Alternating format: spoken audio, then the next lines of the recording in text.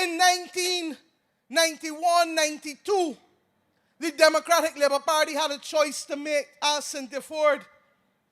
She was one of the public servants affected.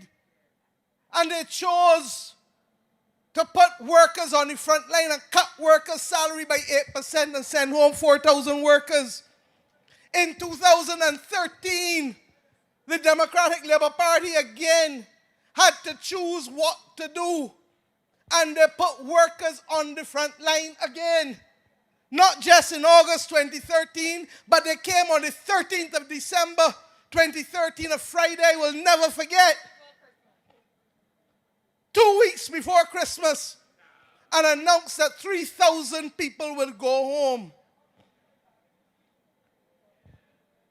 I want you to know that this government, and I am not mincing words anymore, is the first government in independence, since independence, that when faced with the choice of how to make the adjustment, I told you in the first budget in June 2018, that the adjustment that we would have to make over a 2-3 year period would be more than $1 billion. But that we were not going to put labor on the front line. And we restructured the debt in this country, the domestic debt as well as the external debt, instead of sending home what Delal World wanted us to do. You forget. Delal World wanted us to send home 5,000 people minimum. Now, could you imagine if we had followed their advice and then bounced up on COVID here this year? You could imagine where this country would have been if we had put workers on the front line only to come and bounce up on COVID now.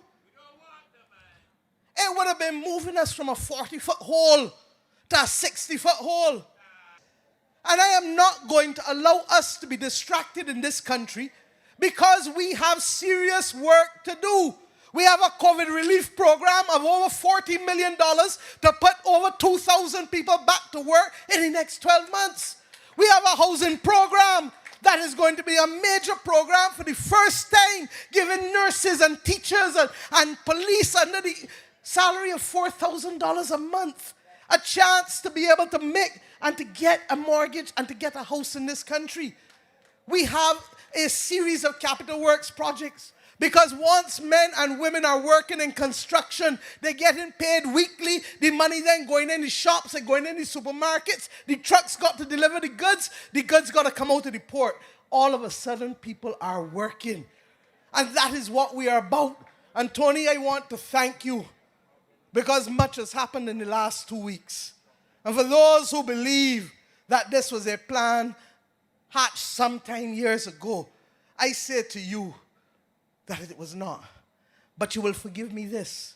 I am not a boastful woman by nature. But you will forgive me this pride that I have been able to lead a party. And I want to thank the councils of the Barbados Labour Party, the Parliamentary Party. I want to thank the National Executive Council. I want to thank the executive. And I want to thank your executive too, Toni, for recognizing that 2020 is not a normal year and that the world faces challenges that the working class have not seen for close to a century. And to that extent, what we have managed to achieve here tonight, for the first time in 65 years, is to bring this great party back to its philosophical moorings and to do for this party what Grant Lee Adams and Hugh Springer set out to do when they formed the Barbados Workers' Union. And when, ironically, for those in hearing my voice, that Hugh Springer was the Member of Parliament for the people of St. George. So St. George led us on that journey 80 years ago. I ask you, the people of St. George, I ask Festus, you're not here, but your spirit is here, my brother, wherever you are listening to us. I ask all of us to recognize that in the center of this great country lies this parish. And this parish has known what it is to lead before. And I ask you now, at this moment of great peril for our nation and for the world, give us more. Give us more. Give us Toni Moore, so you can get more. Give us more. Because in so doing, you, the people of St. George North, are not only getting more, but the rest of Barbados are getting more.